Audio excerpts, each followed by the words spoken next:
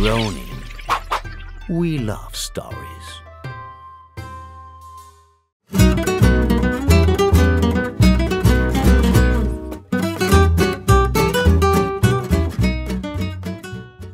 Let's kick off. Wir beginnen mit einer einfachen Frage. Was hattest du heute zum Frühstück? Ich kann dir eine spannende Antwort auf diese Frage geben, denn ich folge der 5-2-Diät, bei der ich 2 Tage pro Woche faste. Heute ist ein Fastentag, an dem ich nur 500 Kalorien essen darf. Deshalb habe ich heute Morgen nicht gefrühstückt. Oh, das ist irgendwie traurig. Nein, das ist schon okay. Ich muss nur in meine Jeans passen. Das ist nicht traurig. Wenn ich in meine Jeans passe, bin ich glücklich. Und wenn das bedeutet, 2-mal pro Woche nicht zu essen, ist das besser, als ständig Diäten zu machen. So good.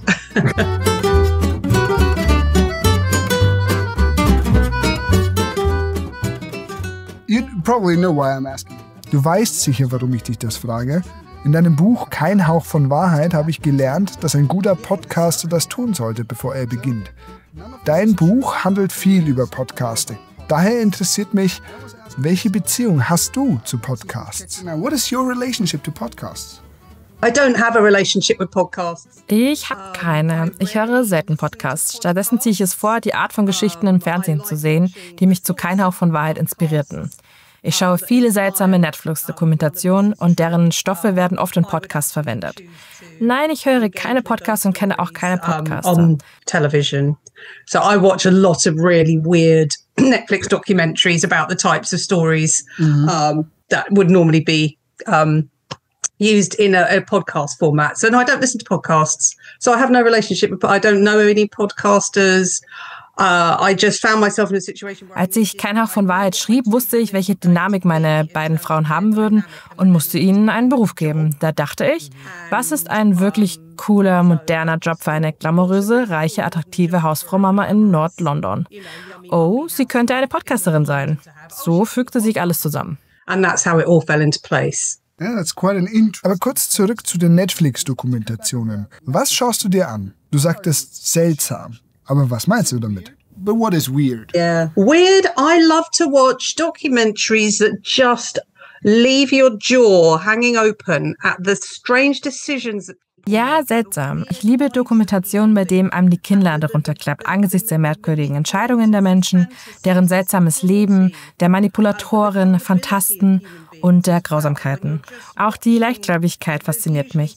Oft steckt Manipulation dahinter. Seien es Liebesbetrüger, Pädophile, religiöse Kulte oder verrückte Sekten. Diese Menschen überzeugen andere, alles zu glauben, was sie sagen. Ich möchte in diesem Raum eintauchen, die bösen und guten Menschen verstehen und wie solche Dinge geschehen. Ich schreibe häufig über diese Dynamik. Ich bin fasziniert von den seltsamen Entscheidungen und der Macht, die ein Mensch über einen anderen haben kann. Solche Dokumentationen schaue ich gerne. and I want to try and understand the good people and how those things happen. And I write about those dynamics a lot. I'm fascinated by the weird decisions that people can make and the weird power that one human being can wield over another. So yeah, those are the sorts of documentaries that I like watching. All right. Hast du ein Beispiel dafür? Oh, there's a brilliant one called Stolen Youth. Es gibt eine brillante Serie namens Stolen Youth, die von einem Studentenhaus an einem amerikanischen College erzählt. Einer der Studenten fragt, ist es okay, wenn mein Vater ein paar Wochen auf unserem Sofa schläft? Er wurde gerade aus dem Gefängnis entlassen. Alle im Haus stimmen zu. Natürlich kann dein Vater kommen und bleiben.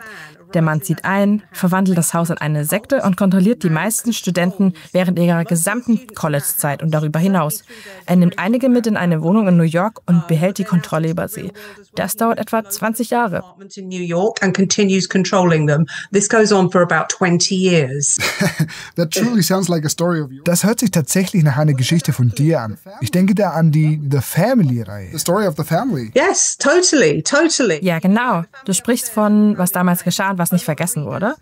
Viele Leser dieser Bücher sagten mir, das Erschreckende sei, dass man wirklich glaubt, so etwas könnte in der realen Welt geschehen. Und wahrscheinlich passiert es gerade jetzt, während ich hier sitze und mit dir rede. Irgendwo gibt es eine schwierige, verzwickte Situation hinter einer verschlossenen Tür und jemand geht an diesem Haus vorbei, ohne zu ahnen, was dahinter vor sich geht.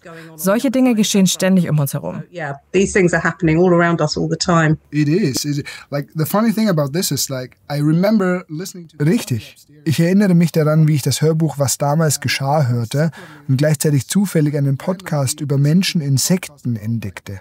Die Ähnlichkeiten waren so frappierend, dass ich dachte, das wirkt geradezu erschreckend real, verglichen mit dem, was ich in Was damals geschah höre. Unglaublich. In the family upstairs. That's crazy. Yeah. No, absolutely. No, these things are not unrealistic. Nein, absolut. Diese Dinge sind leider realistisch. Sie sind dunkel und schrecklich. Für die Opfer sind sie besonders grausam. Doch wenn es darum geht, was meine Neuronen befeuert und über welche Themen ich lesen und schreiben will, finde ich das unglaublich befriedigend. To read about and write about, it's incredibly satisfying. So that is where you... Daraus schöpfst du also deine Inspiration? Totally, yeah. Ja, genau das, was hinter den Türen der Menschen geschieht. Die dunklen Geheimnisse, die seltsame Psyche der Leute. People's weird psyches.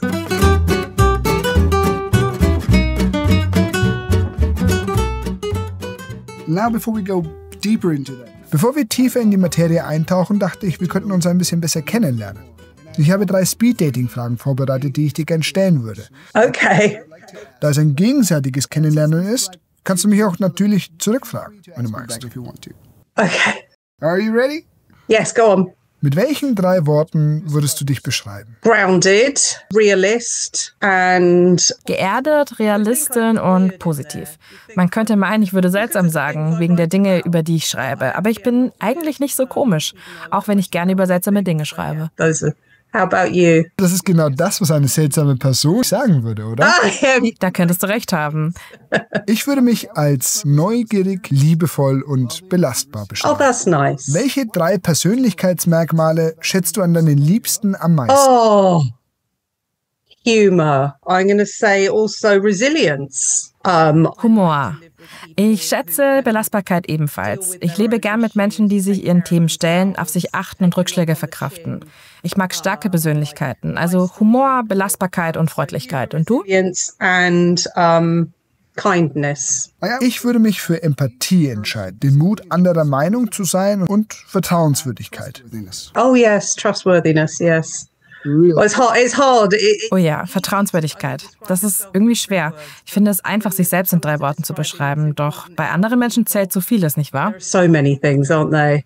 Da hast du vollkommen recht. Letzte Frage. Was sind die Top 3 auf deiner noch zu erleben Liste? I'm not really a bucket list sort of person. I'm not really a sort of person who values experiences or experiences in quotation marks. Ich bin kein Mensch mit einer Bucketlist. Erfahrungen in Anführungszeichen, die auf einer Bucketlist stehen, schätze ich nicht. Für mich zählt, dass es morgen in London 19 Grad wird. Ich freue mich darauf, mit meinem Hund spazieren zu gehen, die Sonne zu genießen und meine Sonnenbrille zu tragen. Solche Erlebnisse sind für mich wichtig. Eine Bucketlist brauche ich nicht. Ich möchte mein Leben mit kleinen, schönen Momenten füllen. I value that sort of experience. So in terms of bucket list things, there isn't really anything I want to do. I just want to continue my life having really nice small experiences. I think it's not a bucket list thing, but I would like to. I'm going to be 57 this year, so let's say I've got another 30. Dieses Jahr werde ich 57. Nehmen wir an, ich habe noch 30 Jahre. Ich will fit und gesund bleiben und diese Zeit genießen. Wenn ich nie nach Thailand reise, ist das in Ordnung. Nein, ich habe keine 3 Dinge auf meiner Bucketlist. Ich möchte einfach ein schönes Leben führen. Und du? I don't have 3 bucket list things. Just want to carry on having a nice life. How about you? Ich will unbedingt einen Ort besuchen. Irland steht auf meiner Liste. Ein Buch zu schreiben reizt mich auch. Das wäre eine schöne Erfahrung, glaube ich. Als Filmliebhaber würde ich gerne einen selbstgedrehten Kurzfilm veröffentlichen. Oh, amazing. Oh ja, toll.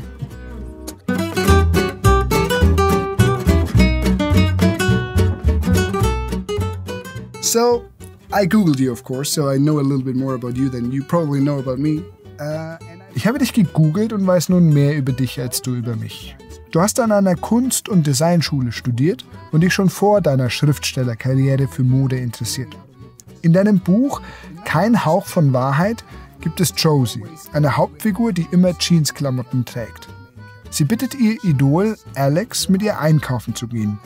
Diese Szene, in der sie in einer Boutique nach neuen Kleidern suchen, zeigt, wie du Charaktere über ihre Kleidung definierst. Josie reflektiert dabei in Alex' Podcast über ihr Leben und überdenkt, wer sie ist. Siehst du Mode so? Definiert Kleidung die Menschen oder zeigt sie, was sie ausmacht? Kind of like redefines who she is. I ask myself, is that how you see fashion? What people wearing, is that what defines them or shows what's defining them? I think certainly when you're creating a world with written words on a page for a reader to interpret. Wenn man eine Welt mit Worten auf einer Seite erschafft, die der Leser interpretieren muss, sind kleine Details entscheidend. Ich vermeide es, die Körperlichkeit meiner Figuren zu detailliert zu beschreiben. Erstens, weil ich sie mir selbst nicht klar vorstellen kann. Zweitens, weil es dem Leser ermöglicht, eigene Bilder zu entwickeln. Es genügt einfach zu sagen, was jemand trägt, ohne ins Detail zu gehen. Zum Beispiel, eine Figur trägt eine Sonnenbrille mit rotem Rahmen. Man kennt die Art von Person, die so etwas trägt. Stilvoll, selbstbewusst, nicht schüchtern. Damit sagt man viel über die Figur aus und zeigt ihr Interesse an Mode, was sie lebendig macht. They would wear a pair of red frame sunglasses. They'd be stylish. They'd be very confident. They would not be shy. And you've just said a lot about that character. And you've also probably shown that they've got an interest in fashion, which also brings the character alive in another way.